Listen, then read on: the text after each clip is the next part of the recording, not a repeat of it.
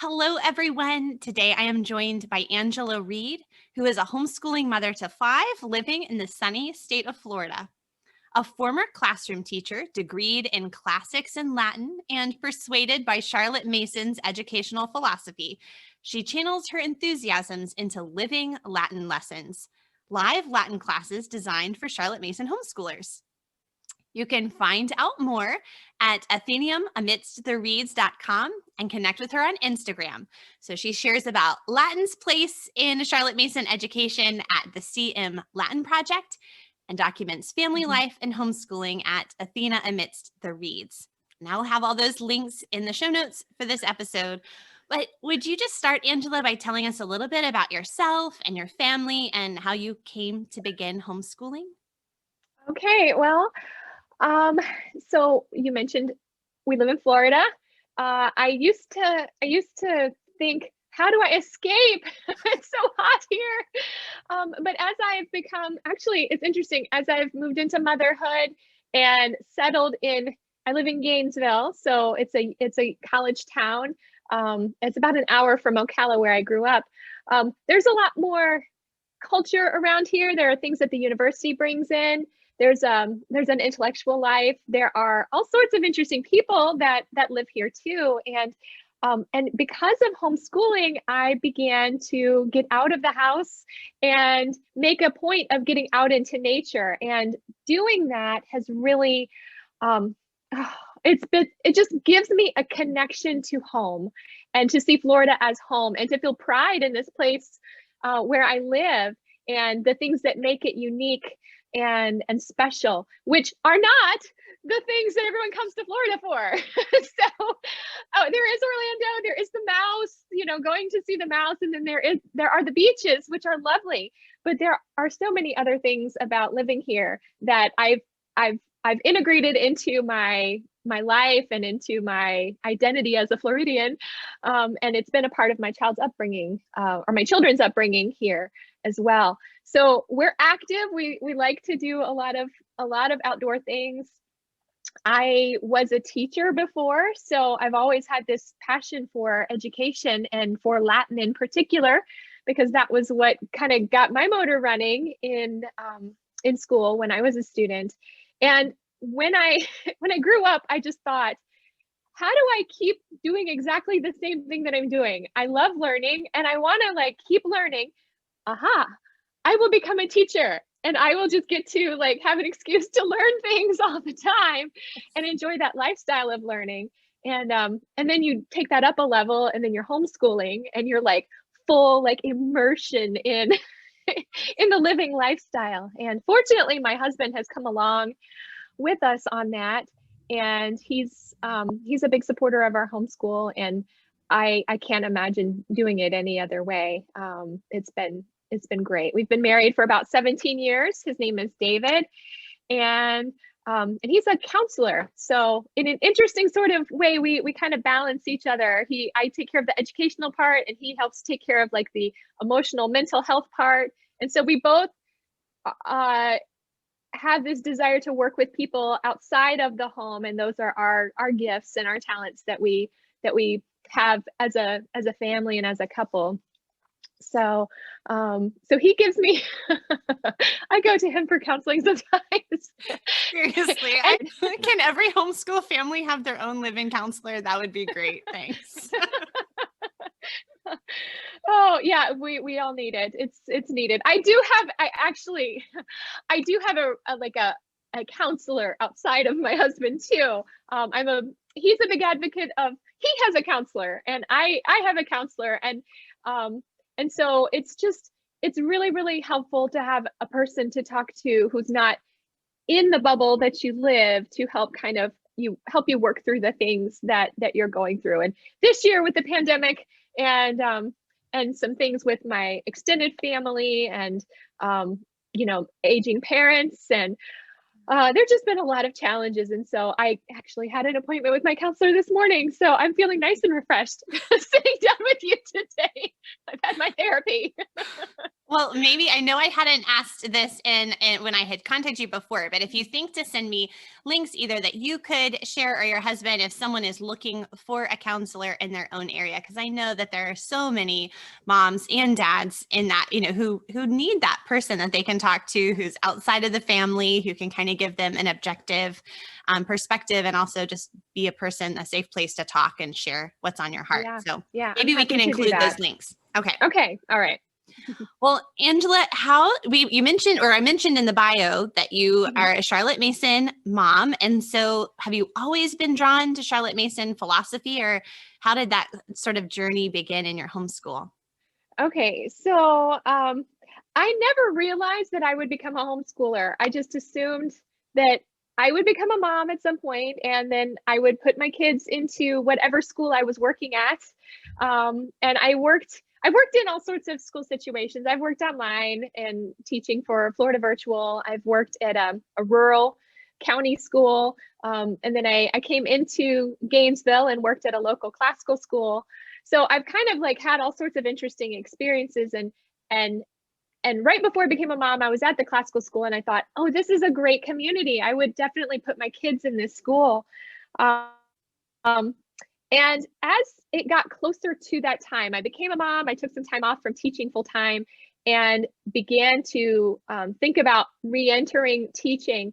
I got an invitation to teach for one of these communities, these homeschool communities where people, they're very popular. I don't want to name any names, but I was invited to teach Latin for a community, and part of the invitation was to enroll my child in their program. And it's one of these that has like a wait list, and I was like, oh yay! It's good to have Latin. It's like a way in the door, foot in the door.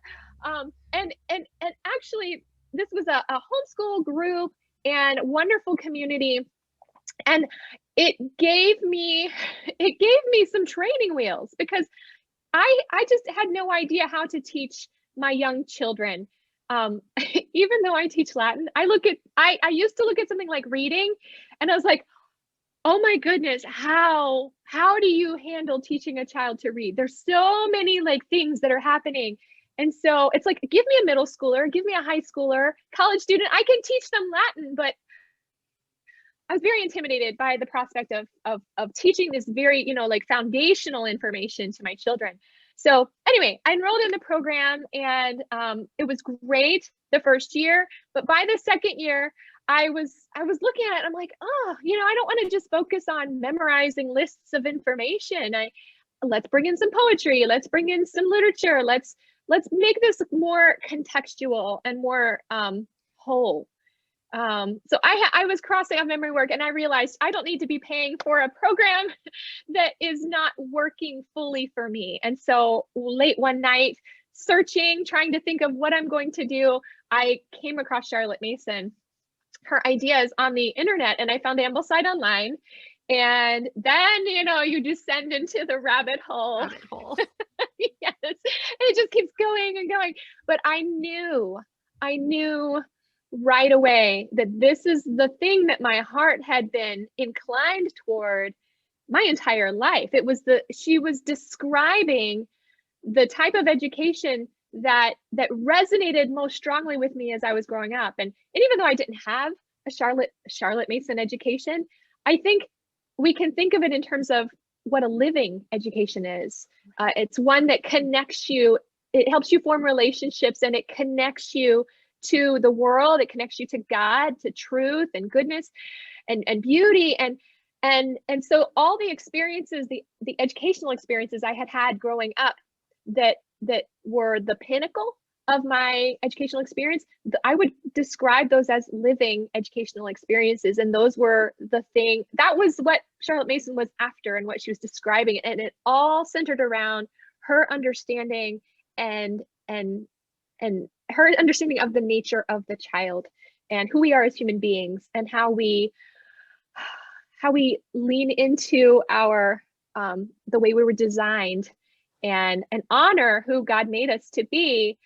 And so all of that, just finding these guiding principles, it gave me a direction, and it gave me the courage to leave this kind of pre-structured program and be able to move forward on my own, because that's what it meant.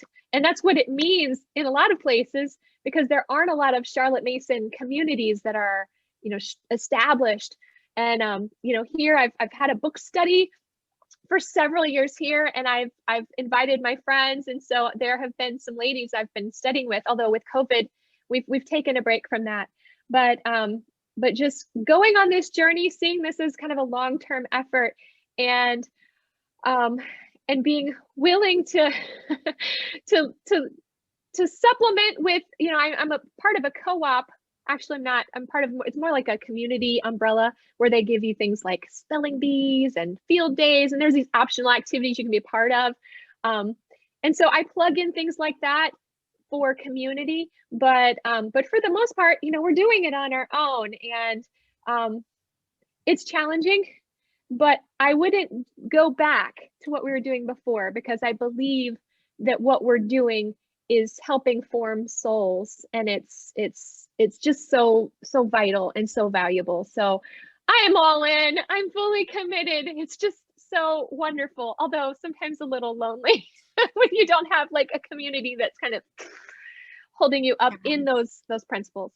I could relate to that so much in our own experience. So I'm a second generation homeschooler, and I have sometimes said my mom was like classically educating before it was cool, but in a very like Charlotte Mason classical way of approaching things. I remember her often giving For the Children's Sake to new homeschool moms when they'd say, like, how should I homeschool? And she'd be like, here, start with this book. And so that was sort of my experience with education. And that is what I want for my own children. And it can be so wonderful, because I am fully convinced and delighted in the education that we're doing, that it can be hard when you're like, doesn't anyone else want to do this fun adventure with us? Oh my goodness. I identify with that so much. Yes.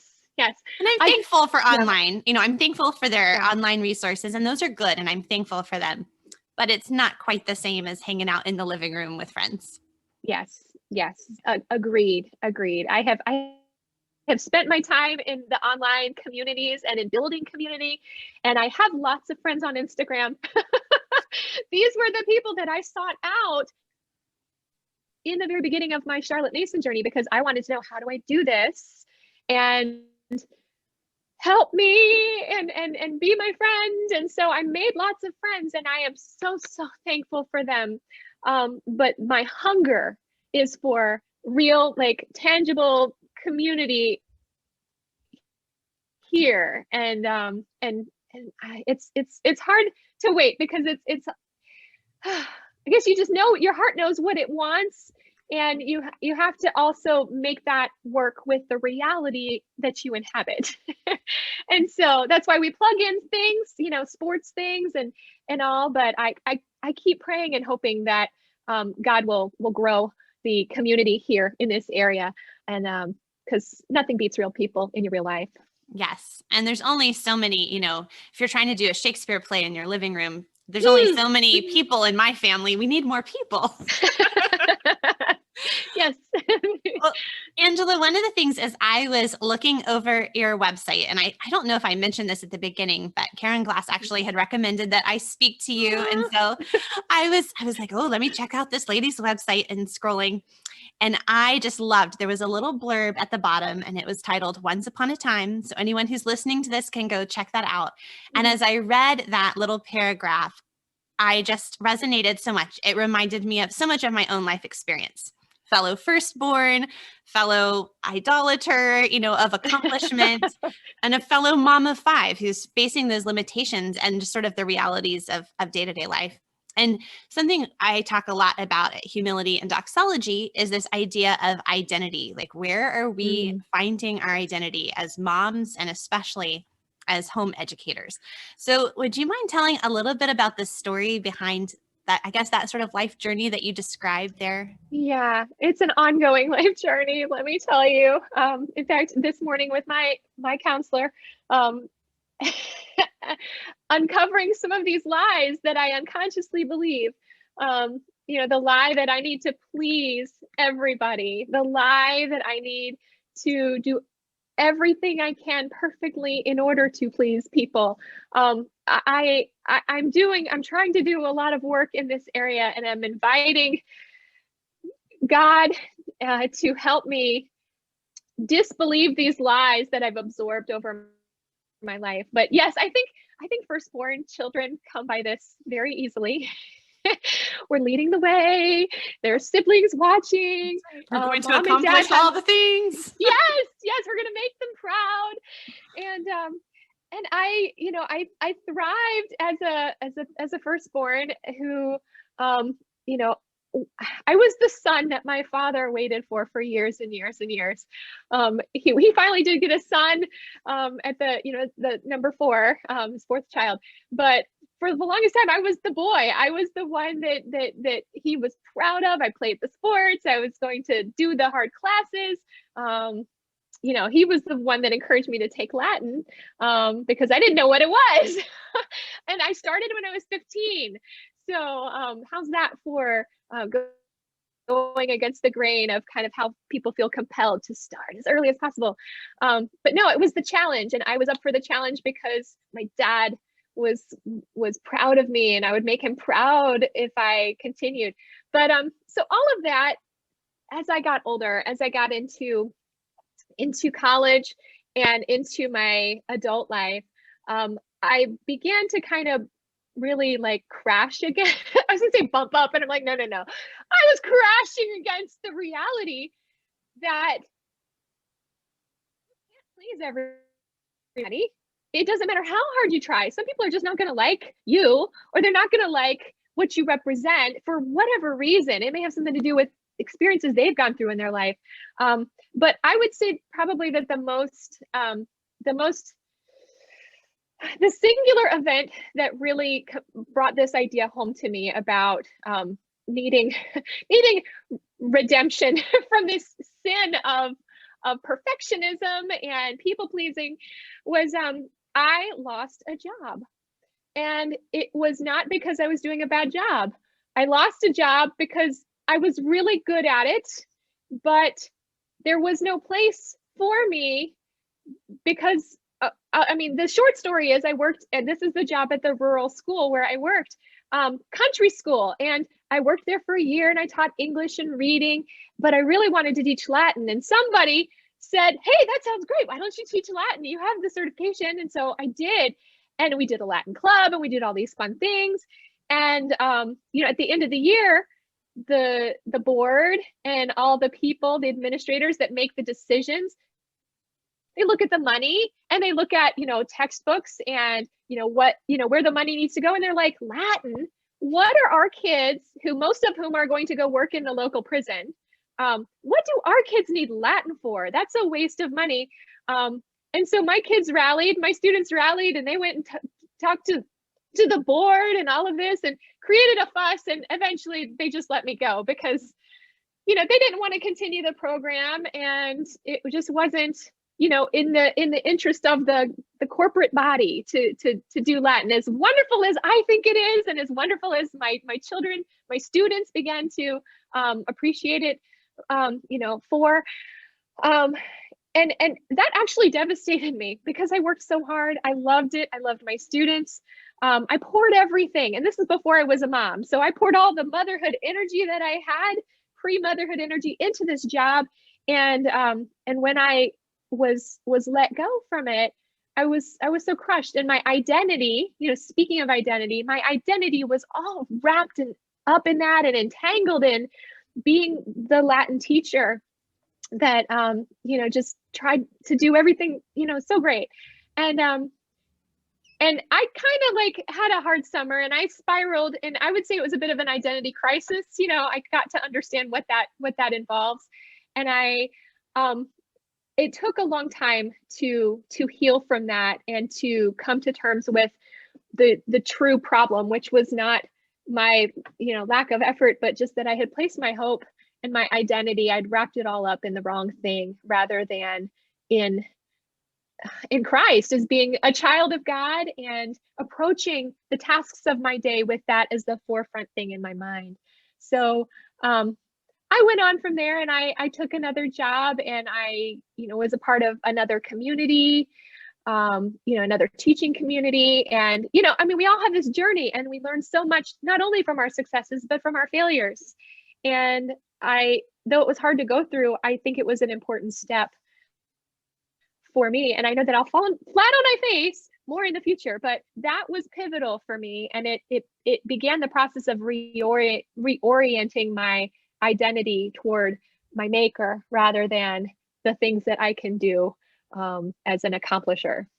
Yeah. And doesn't God demonstrate his love towards us when he strips away those things that we were putting our identity in? It's so painful. It's Yes. not very pleasant, but it's because he loves us and he wants us to find our identity in what he has done and who he is. I don't know if you know Missy Andrews from Center for Lit, or if you have ever read anything I don't. by I'm her. familiar with Center for Lit, but I don't know who she is. Okay, well, I have to advise you and anyone listening to listen to my chat with Missy. It was I think actually an early season, maybe season 1, but she recently published a memoir called My Divine Comedy. So she's graduated 5, 6 children now from her homeschool.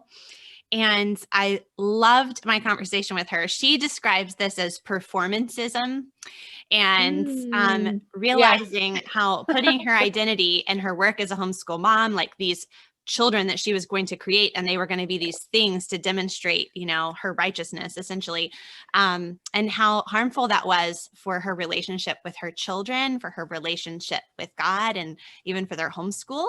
And so it's a beautiful memoir. I really recommend the book, and obviously listening to the Homeschool Conversations podcast episode too. But Missy is just a delight. And I think that a lot of homeschool moms a lot of us in general, because we're human, but in particular, I see that in the homeschool community where we can wrap our identity up in our work as a homeschool mom, even, which seems like a good thing. But when a good thing becomes disordered, it's no longer such a good thing. Yeah. Well, changing gears a little bit, let's chat about Latin. I'm so excited to talk to you about this. So I started taking Latin a little bit kind of off and on, maybe middle school-ish or so, and then took it in high school. I had some not so good experiences and some really great experiences. I was able to take for a couple semesters in college from one of the editors of WeLax Latin, and that just was my goodness. Yeah, that was probably one of the highlights. That's so cool. It was. Do you know Dr. Briggs? I don't know. Anyway. It's such a small world. It's so funny because it's like those celebrities in the Latin world, which is this teeny tiny little world, but right. So that was so fun. One of my favorite things that I did in that year of college.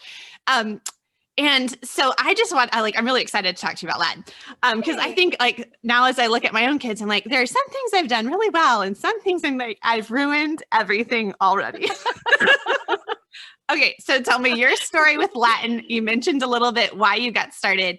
Did you love it right away? Did you know you wanted to teach it? Tell me everything. Okay.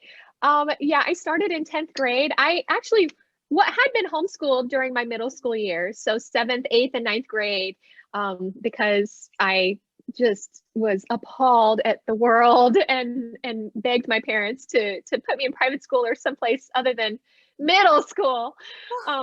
So funny that's my favorite age to teach too. But I entered into high school, my local public school, and I wanted to play softball. That was the main thing. I was involved in sports, and I loved softball, the drills and the practice and the strategy.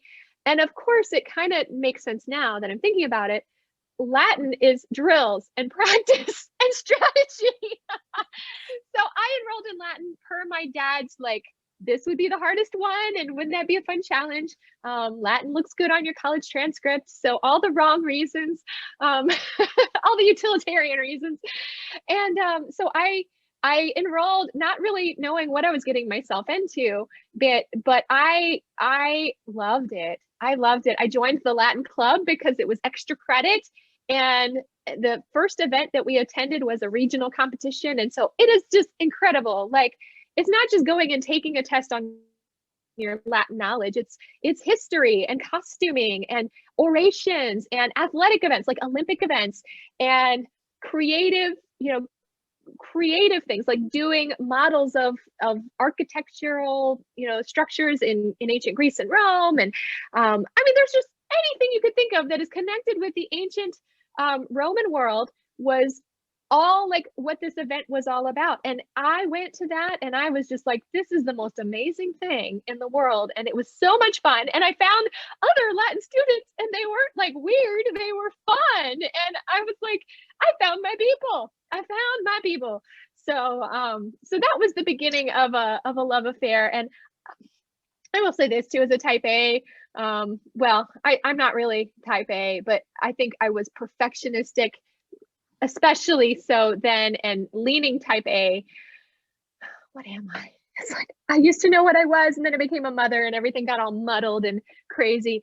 I tend to be more of an orderly, like logical person. But then of course my emotions and my feelingness just makes me kind of like, spontaneity. So now I've distracted myself.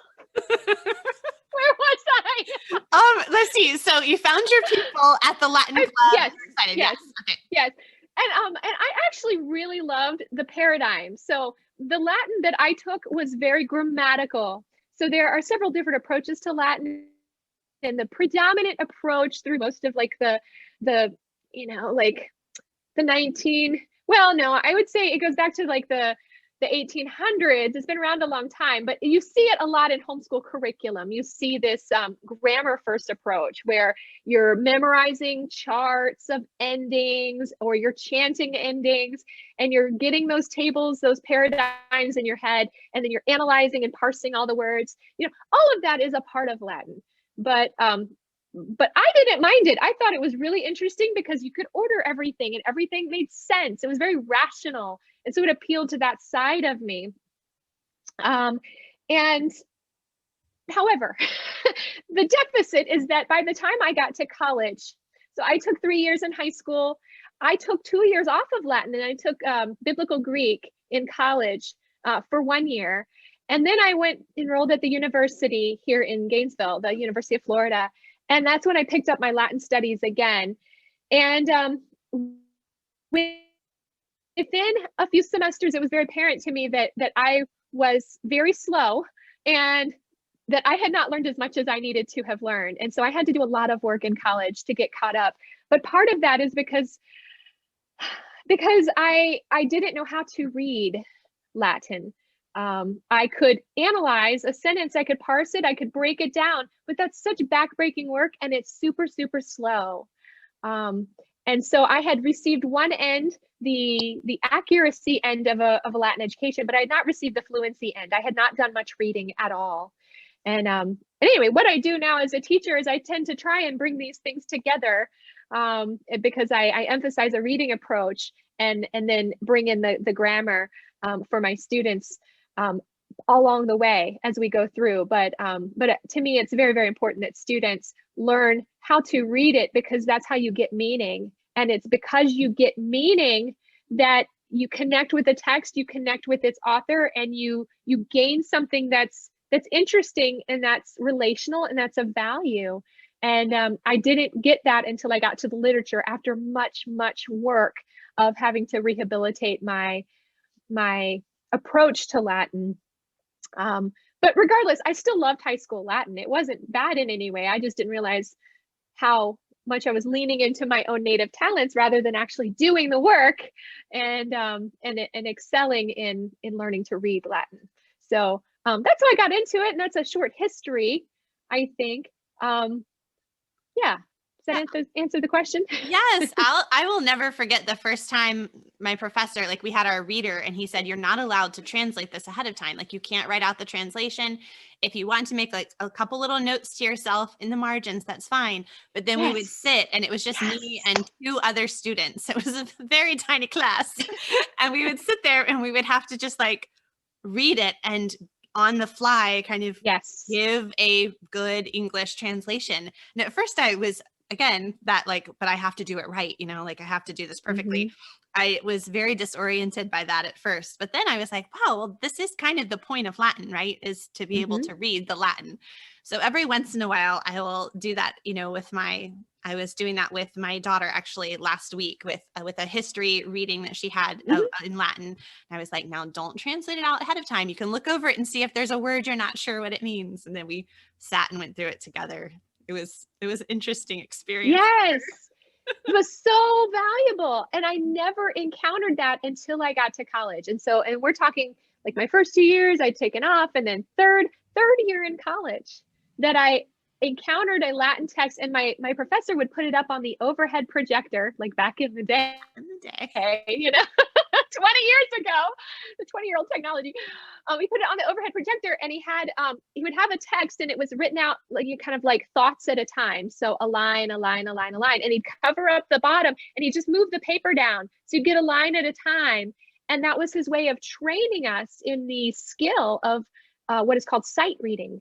Getting comfortable with just seeing the Latin. And we would have looked it over in advance. We would have prepared, but like you said, you don't write out a translation. You can, put some notes to yourself on the side, but you're not allowed to read a translation. You are to look at the screen, and you're supposed to kind of work out the Latin on the fly like that. And it's so valuable, and definitely something I've been intent upon remedying for my future students, because I realized that it was a severe handicap that I had to overcome when I got to academic Latin as a college student.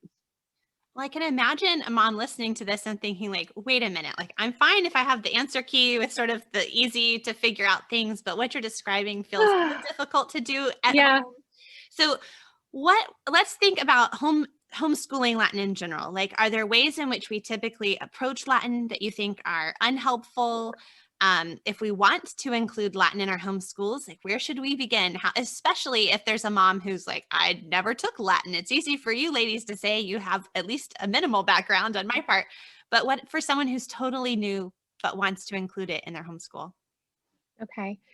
That is kind of the dilemma of homeschool Latin. Is there are curriculums that were written with the homeschool mom in mind, who just needs to be able to follow a guide and see the answer key and be able to correct the answers. There is a true need, because unlike in Charlotte Mason's day, where most middle class educated people had a background in Latin, even if they weren't Latin teachers, they had Latin. It was a part of their education, so they could naturally like look over their child's Latin work and assist with that. And it was because it was just a part of it. Was like math, as much as we know math and we're able to help our children with arithmetic. That was what Latin used to be. So we're attempting to recover something and regain a foothold in something that that has been lost to us over time.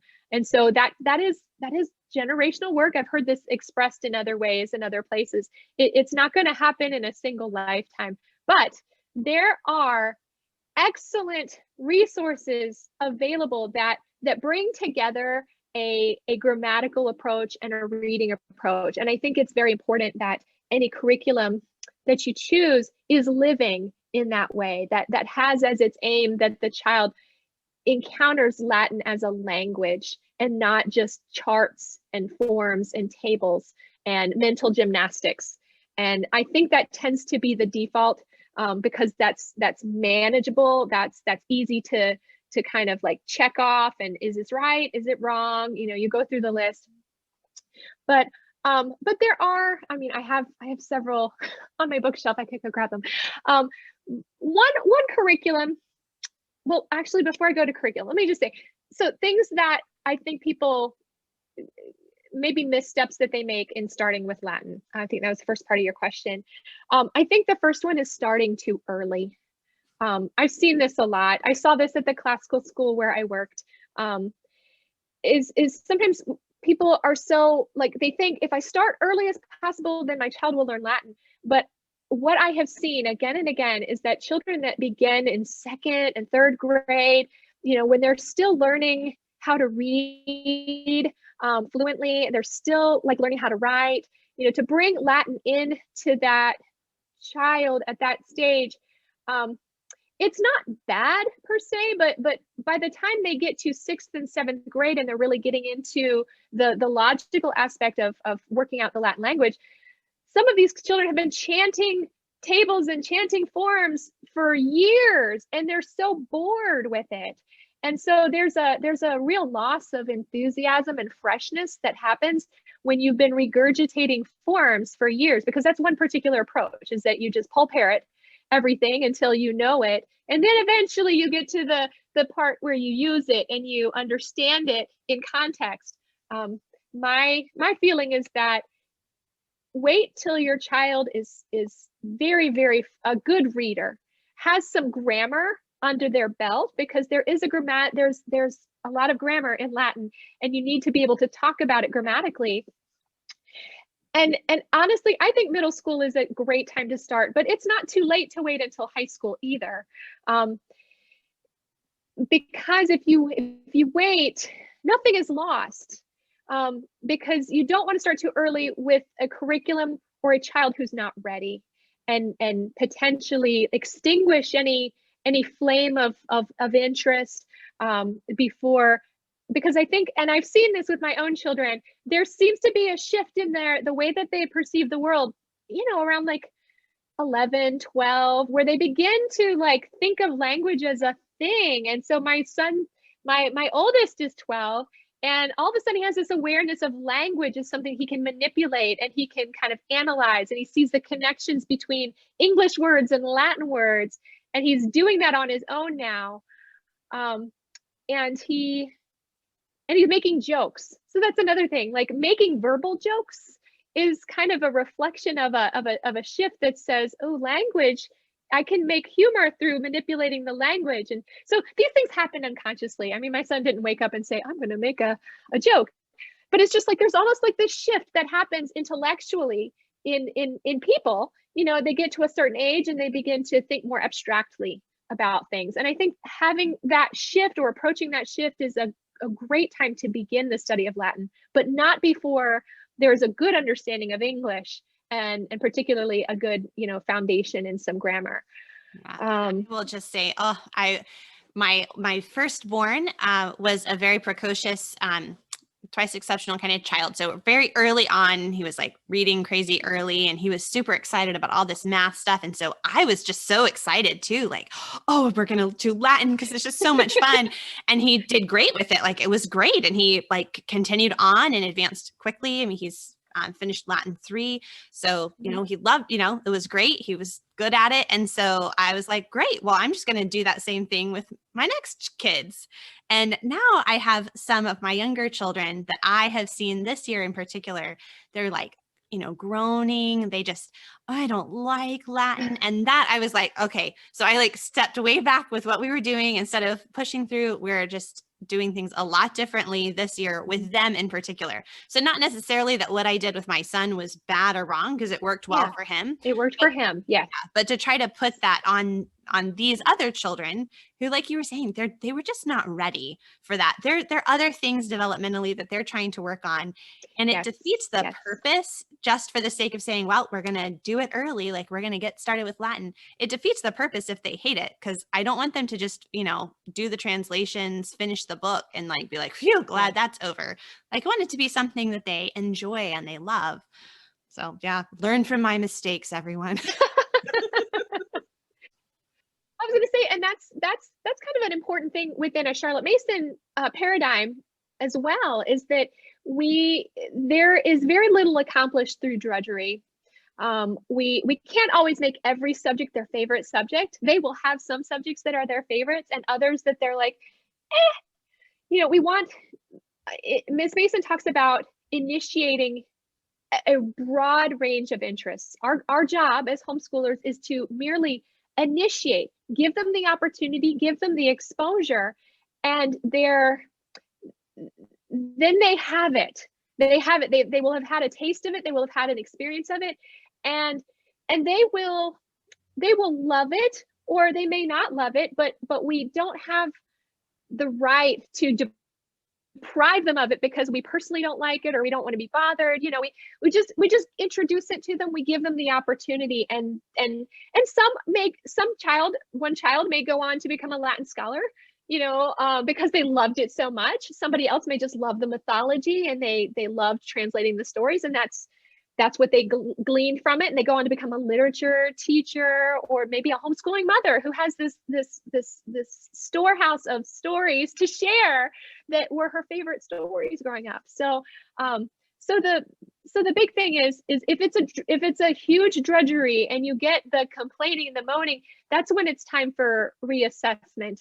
As you experienced, is like something with the association with Latin here is out of harmony with what we're aiming towards. So do we need to adjust the atmosphere? Do we need to change the discipline? Are we getting these life feeding ideas from the experience? Because Mason says that that all of our subjects, not just you know certain subjects, but even Latin should be life-giving. And so there should be life, there should be rich ideas that come to the child in their Latin lessons. And if they're starving for ideas, then that's an indication that something needs to change. And my contention is that we need to have stories, and we need to get them reading the literature as quickly as we can. And Mason, by the time the students were 12, so they'd had at this point a year or two of Latin, they were beginning to read simple adapted stories like Aesop's fables in Latin. And so they were getting into these ideas, and they were seeing, this is a language, there's a story here. And that in itself is compelling, because once you get reading a story, you want to see what happens next. So you're willing to kind of stick with it and do the effort to get to the end of the story. So that's where those ideas come in. And we want to try and feed our children those ideas in Latin, as in the other subjects too. Definitely. Well, don't tell my children, but that was one of the reasons why I picked our memory work in January. So we were in our morning time, we love to include poetry and Shakespeare and speeches and things like that. Yeah. And so we were doing the first few lines of the Aeneid. And so we did it in English and in Latin. And we found like a really fun YouTube video where someone was reciting it with all the correct, you know, I'm really bad at remembering which syllable is supposed to have the emphasis. Yes. So it was like, let's just listen to this person do it. And everyone would get into dramatically saying it in the living room. And so that's, you know, it was sort of a way for me to show, like, without telling them, because if I told them, that would have spoiled it. But yes. for them to just find something that was joyful and worth loving in the Latin, which hopefully I will be able to redeem in the years ahead. I love that idea. What an excellent way to bring in the technology to assist you to give to your children what you know, in your experience, you know, to get a professional reader just to read it, and you guys have the context, you have the text, the Aeneid, you're familiar with the story, but to bring it to life in that way and bring in these other elements of the acting and the dramatics. That's a perfect example of the thing that I was describing. So yeah, and that's just one idea. There's bunches of ideas, but that's a great one. Well, I think earlier you mentioned that there were a couple textbooks or programs, curriculum that you recommend. Are there any that you could mention here? You can feel free to get them if you'd like. I'll go grab them because I have some favorites. So here's the thing about curriculum. I get asked about curriculum a lot. I get emails and messages from people saying, this is my situation and what can I, you know, what do you recommend? And it really does. It is an individual sort of scenario that one has to consider. There's no one size fits all curriculum, like use this and it is like Charlotte Mason and you will never have any problems. I mean, it's not that way at all. Each family has their own, you know, like the way they approach education, the way they, you know, the talents and personalities of the children, all those things have to be considered. And also what mom can be like completely involved and handle and grade it and do all of that. And other moms just say, I just need like something simple and we open and go. So, you know, there has to be respect for that sort of flexibility, and the needs there are very broad. So the ones I'm going to share with you are all all curricula that I think lend themselves to a Charlotte Mason approach to Latin, which is designed to, a Charlotte Mason approach to Latin is a living approach to Latin. And so the emphasis is not on memorizing tables and cramming information. It is, the simple way to think of it is, it's not a parts to whole approach. It is a whole to parts approach. It's you approach the literature first. You're approaching passages, you're learning to read, and you're getting grammar kind of along the way. There are more details. I was given an article from a friend at Charlotte Mason Poetry, and I recently had the opportunity to study this article, and it's the only one I've ever come across, but it's an actual article from the 1930s that talks about what the approach was to Latin in the schools that adopted Mason's principles and methods. And so that was super, super exciting for me. And I shared recently about that in their podcast. So I might include that in the show notes as well. So if people are wanting to know what is a Charlotte Mason approach to Latin, this article really explains it in 3 principles. You know, what homework looks like, what the approach is, and the goal, you know, to read the literature. That is the goal. So anyway, all right, that said, because Charlotte Mason is all philosophy first, you know, you have to have the right approach first, and then you bring in the curriculum, and the curriculum is the tool to help you implement the philosophy. All right, here's one that I really love for people that want to have an interactive Latin experience. I speak Latin, Latina Loquor. This is by Andrew Campbell. I think you can buy it on Lulu or something like that, but you can find it online.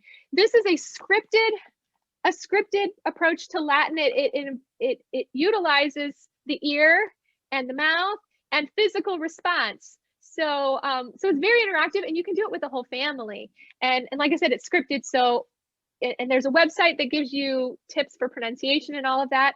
But I've done it with my children ranging from 11 all the way down to 2, and they all respond. They all absorb language through the ear, just like we do when we're children growing up. So this is a really fun one, and I like to recommend this if mom wants to do family lessons and is not concerned about breaking out older children separately. So sounds like anyway, this is for like a morning basket too. Yes, it would work very, very well for that. They're short lessons, and I just think it's incredibly well supported. I'm really, really pleased with this. I think it's a great introduction to Latin. So that's a good one for beginners and for a family. Let's see. This one is another popular one. Minimus. It is produced by Cambridge, which is another Latin text. It's not really in the homeschool world per se, but it's more, but it's in line with Mason's principles for teaching Latin with passages and things. This one has cartoons and dialogue and grammatical explanation. My understanding is that the teacher's guide is very expensive, but it might be helpful if you know nothing about Latin to get that. It's got supplementary resources and things as well. But this is also a good approach. I recommend this for, I'd say 4th and 5th grade. So upper elementary. If you want to begin and this is going to form a piece of your school day, then this is a good one for that age group. Let's see. I would say this one also. I like this one a lot. This is First Latin, a language discovery program. And again, if you're wanting to give your child something to prepare them for Latin, a little bit of Latin, this is kind of a workbook style, but it's super well done. And it covers mythology and derivatives and numbers and all the interest. It brings together all the relations. So, the classroom, there's one. So it's very, there you go. It's very contextual. And I think this would be good if you're still working on grammar and you're not ready to begin a formal Latin curriculum. I think this is a good one for getting your toe in and giving it a try in a fun and enjoyable way. And it is profitable. I will say that you learn a lot through the process, and it's a very good introduction to Latin. This one is popular too. This is great for the mom who just wants a short lesson, open and go, and you can work through it together. And it's so explicit that even a child middle school age could probably work through it on their own. So it's a grammatical focus. You're not reading passages, and that's the weakness of it. But you could use this in conjunction with some passages, but it would be hard to find a book at the right level. But there are lots of little readers. Let me grab those real quick. There are lots of little books like this. Yeah. So something like this, maybe in conjunction with some little readers, that I mean, they're so cute. It just tells a little story. Ursus and Scylla ambulat. I love that. So the bear, the bear is walking in the woods. Yeah, and there's a glossary in the back. So there is this kind of like, oh, what's happening? I see a picture that's going to help me interpret, and then I can go look up unfamiliar words if I can't figure it out. So yeah, but I do like this one because I feel like a lot of people have been helped by this, and it's been super supportive for people that just want to get started with Latin. Hence the name, getting started with Latin. But it's so supportive for mothers who are feeling a little nervous about something they don't know anything about, and I think that's a great way to start. And these are a good supplement to bring in the reading aspect. I teach, and I have taught Cambridge and Ecce Romani. Here's Ecce Romani. This is one I've taught for many years, and it's each chapter begins with a passage, and the whole book takes you through a year or a few years in the life of a family, and each chapter you get the next installment in what's going on in their lives. So you get like this reality that you enter immediately, and you get invested in these characters and what they're doing, and it's a lot of fun. And let me show you Cambridge as well. This is the one that I teach in my Latin classes, my Living Latin lessons online. This is a little bit more, puts a little bit, the children are doing more reading. There's a lot more reading in this one. And I'm having fun. This is my first year teaching it, and I love this text. So I'm looking forward to teaching this and the next level in it next year. And I guess I would add, then the only other thing I would really add is things like this, Latine Cantemus. This is a book of songs. So if you want a Christmas carol in Latin, you can look it up in here, and all sorts of familiar songs like American folk songs, anthems, Irish folk songs. Like, they've got a whole bunch of different things. There are, goodness gracious, there's over 130 pages of songs in here. So this is a great little resource if you want to have a Latin song that you learn as a family, or if you want to have some copy work or a recitation piece. This is a great resource for that. And then here's Mother Goose in Latin. And there is an audio to me. Someone gave that to me as a hand-me-down, and I have been saving it for this spring. I think I'm going to use that in my morning time with the kids. Oh, well, then be sure to go to the website. Yes, go to the website, because the Terrence Thunberg is like he's like this amazing person. He's a celebrity in the Latin world, but he's famous at the University of Kentucky for bringing back the direct method approach to Latin. So they learn Latin at the University of Kentucky through total immersion, where that's all they speak. And so he's amazing. I did a seminar with him last summer, and it was like I was just starry-eyed the whole time, because it was like we're all talking Latin and I'm talking very little, but I'm like, this is amazing. But yeah, go to the website, because there's someone reads each of these as a track, so you can listen to it, and it will help you and your children, get the correct meter and pronunciation, and that's free. So the website address is inside the book. So anyway, those are a bunch of my favorites. I have more, but that's kind of a good overview of some things that are some resources that I like, that I think lend themselves to a living approach to Latin.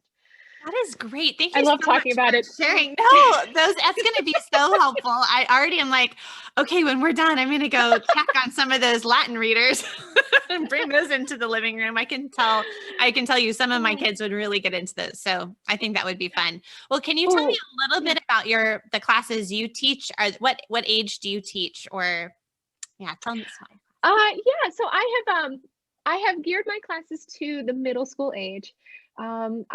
I mean, I could teach older, but I just think that's such a delightful age, and it's so much fun.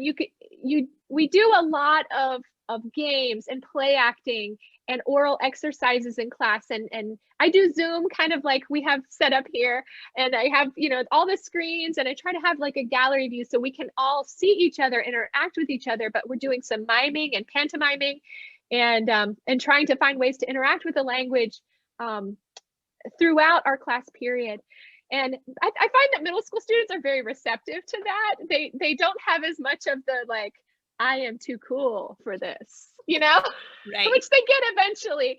It takes a while to warm up high schoolers to that point, but the middle schoolers, they're just like all in, and I can have so much fun with them, and I love it so much. They're just so precious.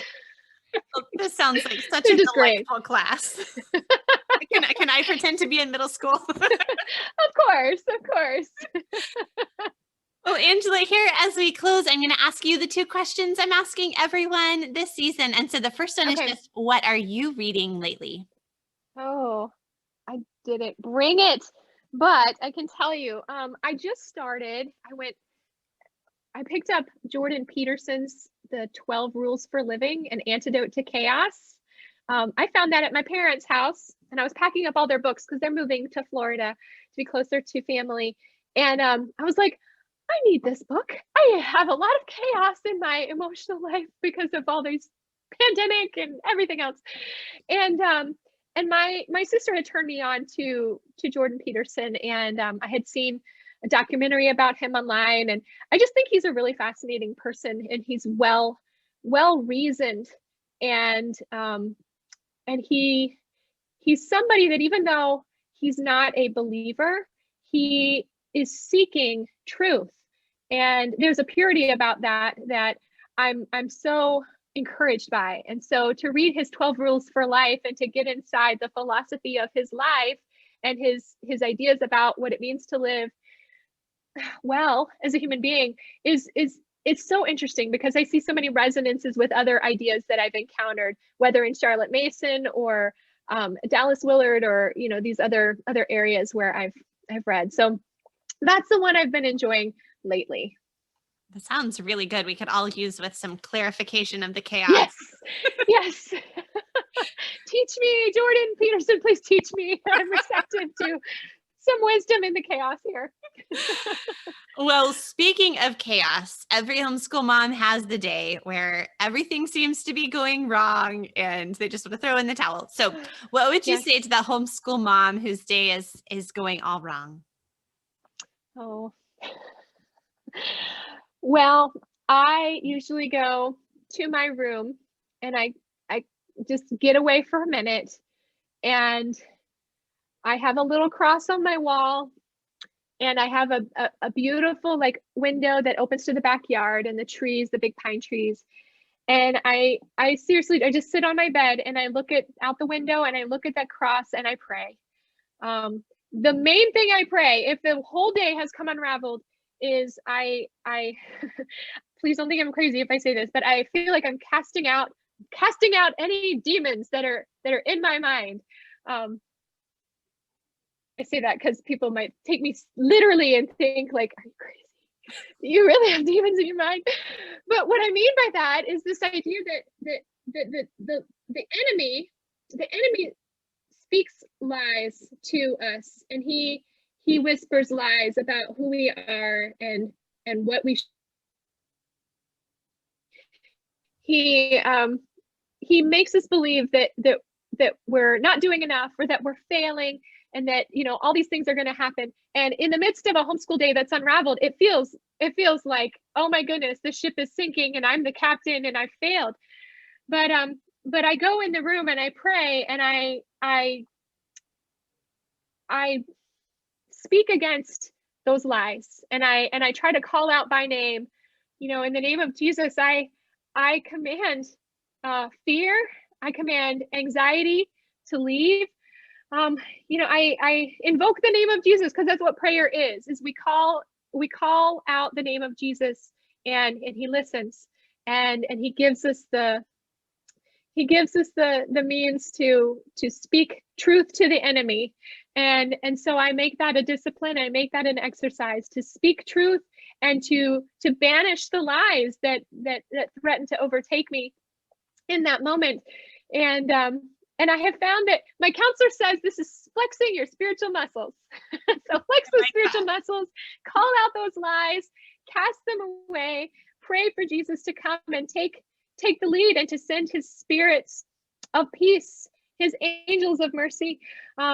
There's a spiritual battle that we're all going through, and we can't see these things. We can't see the lies, but that doesn't mean they're not there. And so if we call out to him for rescue and refute the lies and invite him in, I think that has done more for me this year than this year and last year. It's done more for me than anything else in the past. So that would be my advice. Cast out your demons. But also sometimes turning on something, or sending the kids outside, or going on a nature walk. I mean, there are these other things too that aren't like super ultra spiritual. But nature is restorative, and distraction is helpful, because sometimes we get so clouded in our thoughts, and we need to take captive our thoughts and just distract ourselves, go somewhere else and input, receive other inputs that are going to be healing to our mind and take us out of the urgency of the situation that we're in. So yeah, I love that. That's what I can offer. Just remembering that if Jesus Christ himself is the truth, right? He's the way, the truth, and the life. And so those lies don't stand a chance against the one who is truth himself incarnate. Yeah. And then I think too of, our sermon on Sunday we were talking about love and what is love, what does the Bible actually mean about love, and thinking about God himself. He is love. And I love that verse that says perfect love casts out fear. And it's not, it's not because we can just drum up the perfect love in ourselves. No, it's the perfect love of God for us, right? Most profoundly shown in Jesus Christ is what casts out fear. And just to be able to rest in that on those awful days is a good thing. So Angela, this has been so much fun. I have just really enjoyed this conversation. You've kept me smiling the whole time. So this has been wonderful for me too. I've really enjoyed the opportunity to meet you and to talk about the things I am super passionate about. But I hope you got your extrovert fix today. I definitely got my fix. I'm gonna go read a book or something now. Yes, I'm gonna go chill out a little, just your introvert on. And I will have links to you and to all the many things we've talked about in the show notes for this episode over at humilityanddoxology.com. So I will talk to you later.